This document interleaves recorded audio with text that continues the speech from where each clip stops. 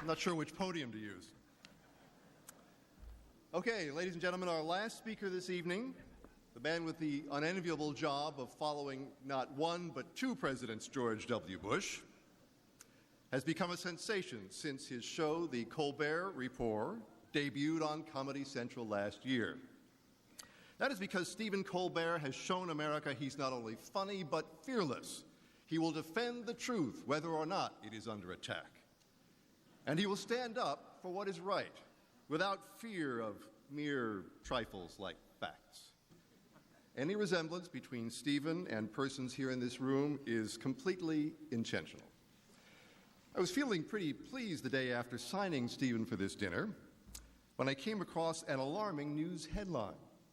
Colbert declares AP #1 threat facing America. It seems AP, my company, had run a profile which failed to credit Stephen for the word truthiness, and he gleefully declared war. I had one of those pit-in-my-stomach, career in flames moments, and in panic, I emailed Tom Curley, my boss. I said, "Tom, please tell me we're laughing about this." Fortunately, Tom replied, "Yes, Mark, we are, of course." Mr. President, usually you and the politicians are the ones in the crosshairs at this dinner. Tonight, no one is safe. Ladies and gentlemen, here with a special edition of the Colbert Report, Stephen Colbert.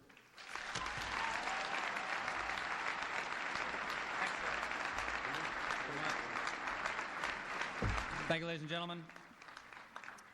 Before I begin, I've been asked to make an announcement. Whoever parked 14 black bulletproof SUVs out front, could you please move them? They're blocking in 14 other black bulletproof SUVs. They need to get out. Wow, what an honor.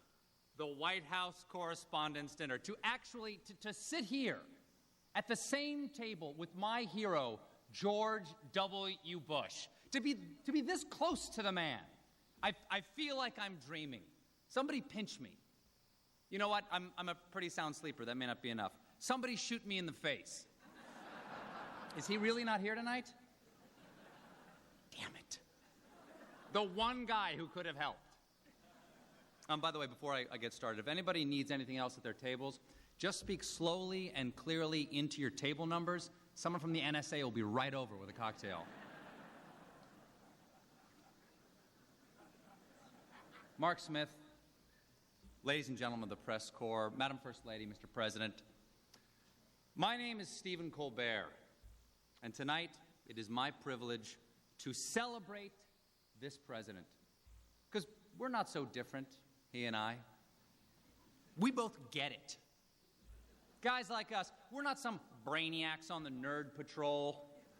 We're not members of the Factinista. We go straight from the gut. Right, sir? That's where the truth lies. Right down here in the gut. Do you know you have more nerve endings in your gut than you have in your head?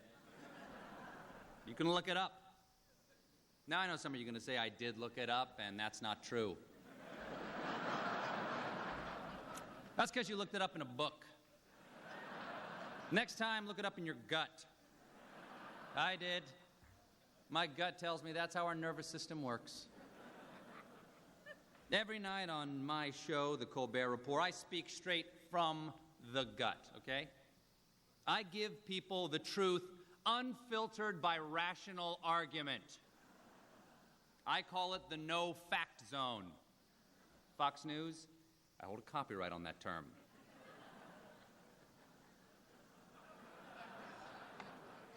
I'm a simple man with a simple mind. I hold a simple set of beliefs that I live by. Number one, I believe in America. I believe it exists. My gut tells me I live there. I feel that it extends from the Atlantic to the Pacific. And I strongly believe it has 50 states. And I cannot wait to see how the Washington Post spins that one tomorrow.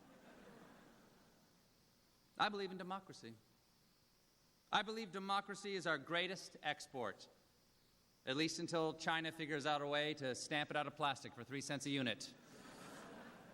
As a matter of fact, Ambassador Zhou Wenjian, welcome. Your great country makes our Happy Meals possible.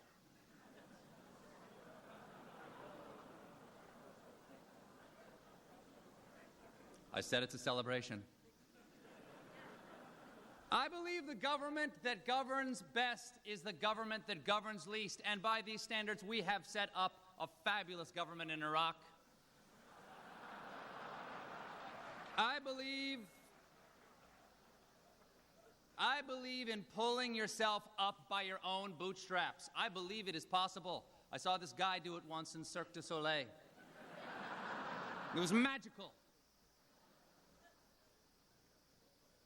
And though I am a committed Christian, I believe that everyone has the right to their own religion, be you Hindu, Jewish, or Muslim. I believe there are infinite paths to accepting Jesus Christ as your personal Savior.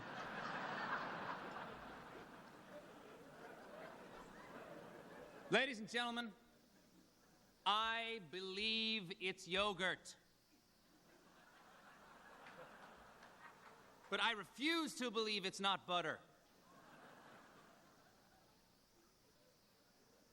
Most of all, I believe in this president. Now, I know there's some polls out there saying that this man has a 32% approval rating. But guys like us, we don't pay attention to the polls. We know that polls are just a collection of statistics that reflect what people are thinking in reality. And reality has a well-known liberal bias. So, Mr. President, please pay no attention to the people who say the glass is half full. 32% means the glass. It's important to set up your jokes properly, sir. Sir, pay no attention to the people who say the glass is half empty, because 32% means it's 2/3 empty. There's still some liquid in that glass, is my point. But I wouldn't drink it. Last third is usually backwash. Okay. Look, folks, my point is that I don't believe this is a low point in this presidency. I believe it is just a lull before a comeback. I mean, it's like the movie Rocky, all right? The president in this case is Rocky Balboa, and Apollo Creed is everything else in the world. It's the 10th round. He's bloodied. His corner man, Mick, who in this case I guess would be the vice president, he's yelling, "Cut me, Dick, cut me." And every time he falls, everyone says, "Stay down, Rock, stay down." But does he stay down? No. Like Rocky, he gets back up, and in the end, he actually loses in the first movie. Okay, doesn't matter. Doesn't matter. The point is, it is the heartwarming story of a man who was repeatedly punched in the face.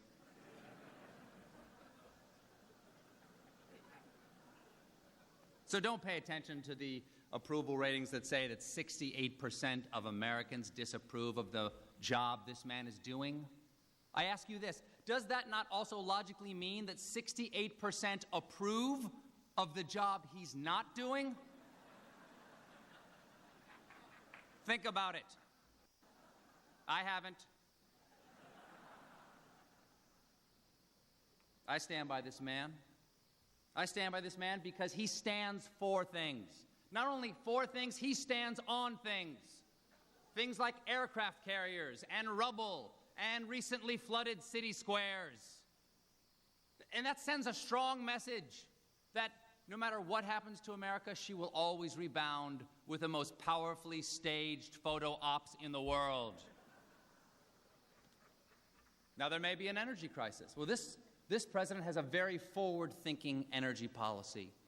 Why do you think he's down on the ranch cutting that brush all the time? He's trying to create an alternative energy source. By 2008, we will have a mesquite-powered car. And I just like the guy. He's a good Joe. Obviously loves his wife. Calls her his better half. And polls show America agrees. And she's a true lady and a wonderful woman. But I just have one beef, ma'am. I'm sorry, but this reading initiative. I'm sorry, I've never been a fan of books. I don't trust them. They're all fact, no heart. I mean, they're elitists telling us what is or isn't true or what did or didn't happen. Who's Britannica to tell me the Panama Canal was built in 1914? If I want to say it was built in 1941, that's my right as an American. I'm with the president. Let history decide what did or did not happen.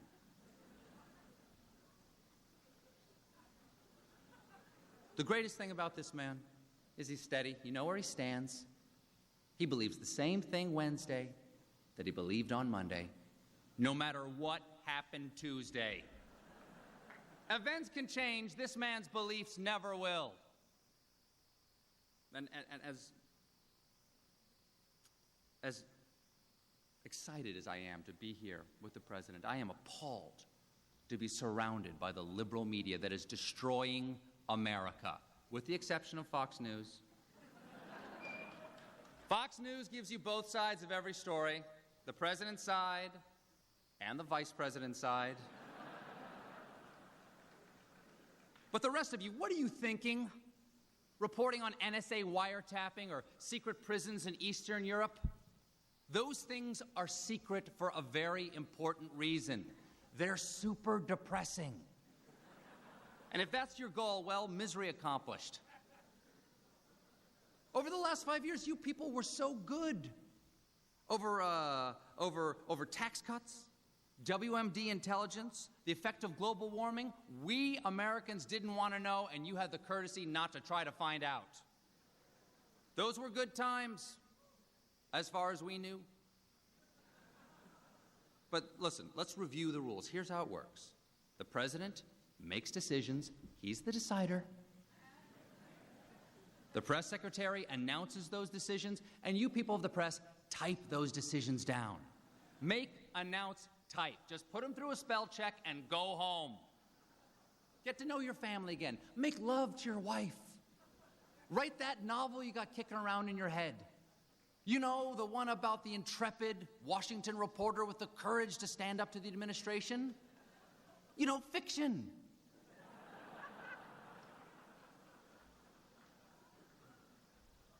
Because really, what incentive do these people have to answer your questions after all? I mean, nothing satisfies you. Everybody asks for personnel changes. So, the White House has personnel changes. And then you write, oh, they're just rearranging the deck chairs on the Titanic. First of all, that is a terrible metaphor. This administration is not sinking. This administration is soaring. If anything, they are rearranging the deck chairs on the Hindenburg.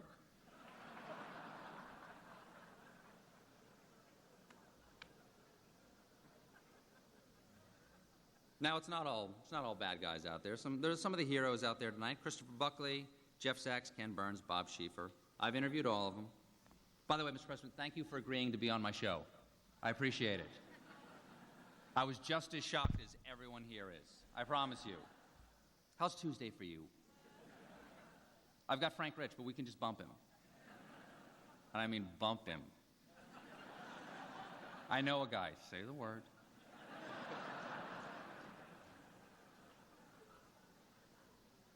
See who we got here tonight. We got General Mosley, Air Force Chief of Staff. We've got General Peter Pace, Chairman of the Joint Chiefs of Staff.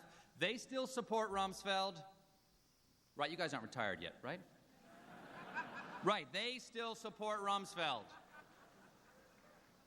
Look, by the way, I've got a theory about how to handle these retired generals. I've caused all this trouble. Don't let them retire. Come on, we've got a stop-loss program. Let's use it on these guys. I've seen Nazzini in that crowd on Wolf Blitzer. If you're strong enough to go on one of those pundit shows, you're strong enough to stand on a bank of computers and order men into battle. Come on.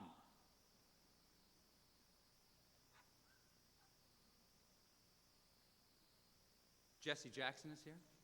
The Reverend. Haven't heard from the Reverend in just a little while. I had him on the show. It was a very interesting interview, very challenging interview. You can ask him anything, but he's going to say what he wants at the pace that he wants. It's like boxing a glacier.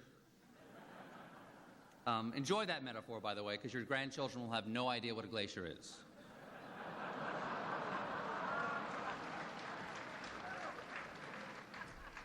Justice Scalia is here. Justice Scalia, may I be the first to say, welcome, sir. You look fantastic. How are you?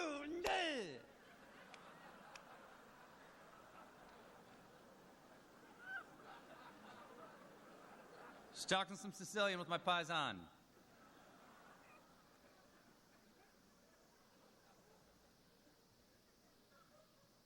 John McCain is here. John McCain, what a maverick. Somebody find out what fork he used on his salad. Because I guarantee you it wasn't a salad fork. This guy could have used a spoon. There's no predicting him. By the way, Senator McCain, so wonderful to see you coming back into the Republican fold. I've actually got a summer house in South Carolina. Look me up when you go to speak at Bob Jones University. So glad you've seen the light, sir. Mayor Nagin. Mayor Nagin is here from New Orleans, the chocolate city. Yeah, give it up. Mayor Nagin, I'd like to welcome you to Washington, D.C., the chocolate city with a marshmallow center.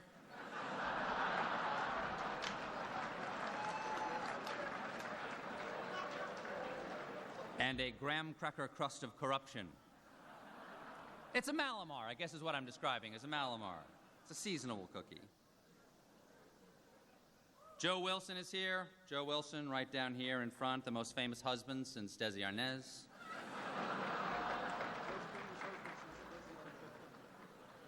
And of course, he brought along his lovely wife, Valerie Plame. Oh my God. Oh, what have I said? G. Manetti. I am sorry, Mr. President. I meant to say he brought along his lovely wife, Joe Wilson's wife. Patrick Fitzgerald's not here tonight, right? Okay, dodged a bullet. And of course, we can't forget, man of the hour, new press secretary, Tony Snow. Secret Service name, Snow Job. Toughest job, what a hero. Took the second toughest job in government, next to, of course, the ambassador to Iraq.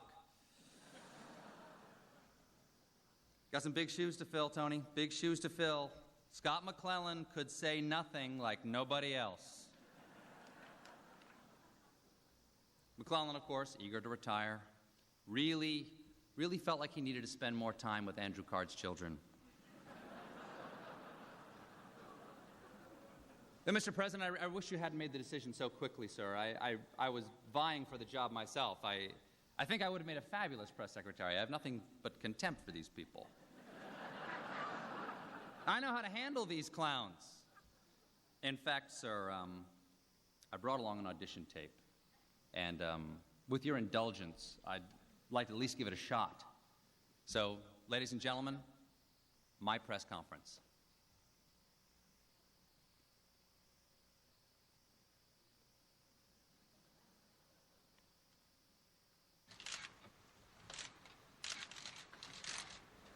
I have a brief statement.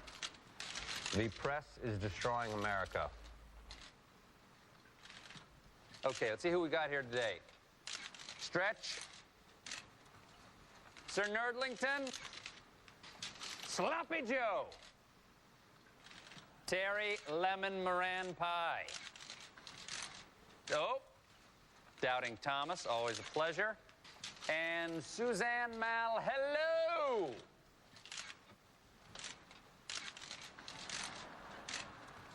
Yes. Will the Vice President be available soon to answer all questions himself? I've already addressed that question. You. Walter Cronkite, the noted CBS anchor. No, he's the former CBS anchor.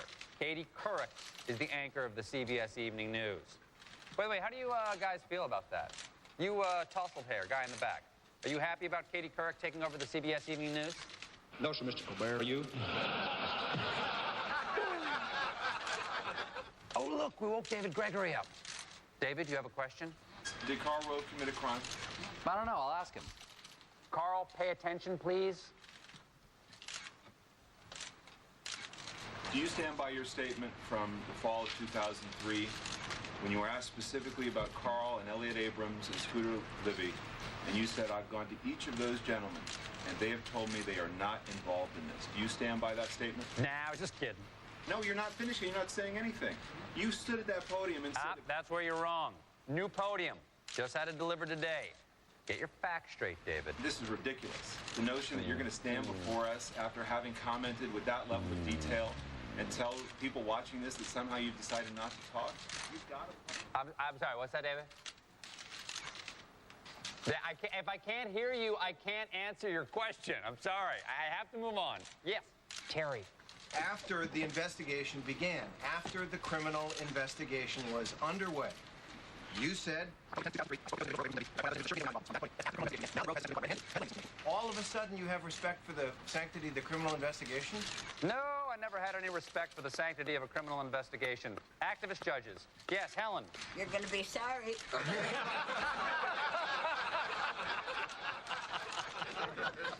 What you gonna do, Helen? Ask me for a recipe? Your decision to invade Iraq has caused the deaths of thousands of Americans and Iraqis. Wounds of Americans and Iraqis for a lifetime. Okay, hold on. Okay. Every reason given, publicly at least, look, has turned out not to be true. I don't think... My question is, why did you really want to go to war? Helen, I'm going to stop you right there. You stepped into That's the White enough. House. From your former cabinet officers, intelligent people, and so forth. What was your real reason? Sorry, Helen, I'm moving on. When did the president... Guys, no, I already said no. The vice president made a decision. Guys, please don't let Helen do this to what was a lovely day. Now the Grove has essentially... President's own press operation. No, I'm not listening to you. Look what you did, Helen. I hate you. Get out of here. There is a wall here. Told you that. Reeks in there. Ridiculous. I've never been so insulted in my entire life. Stupid job.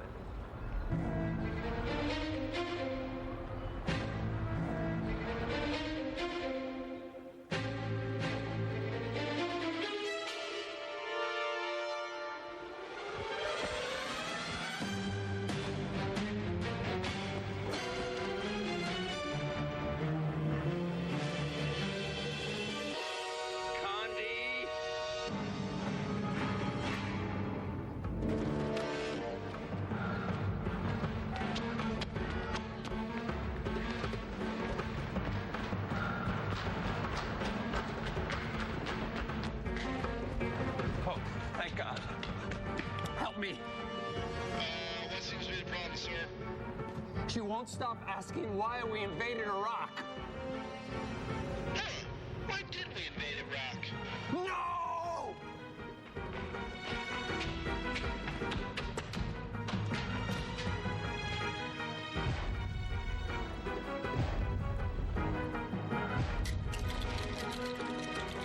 Come on.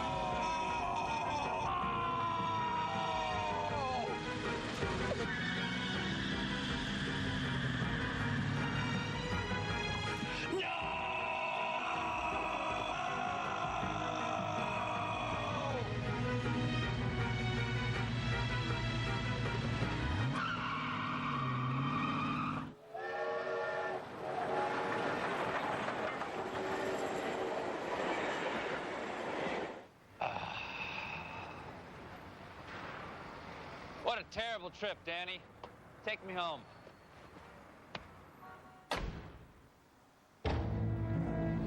Buckle up, hon. No!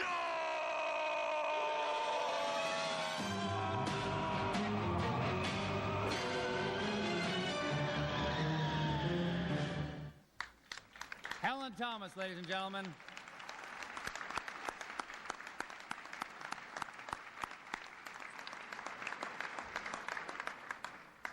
Mr. Smith, members of the White House Correspondents Association, Madam First Lady, Mr. President, it's been a true honor. Thank you very much. Good night.